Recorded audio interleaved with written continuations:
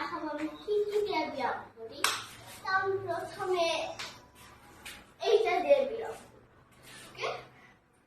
আমি বেশি শক্ত করতে পারি না, এই যে এইটা লুজ করে দিচ্ছি।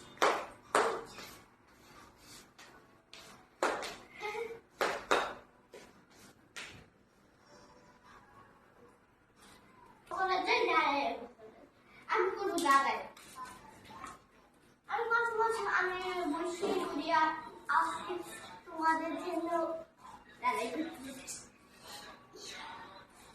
বসে করি।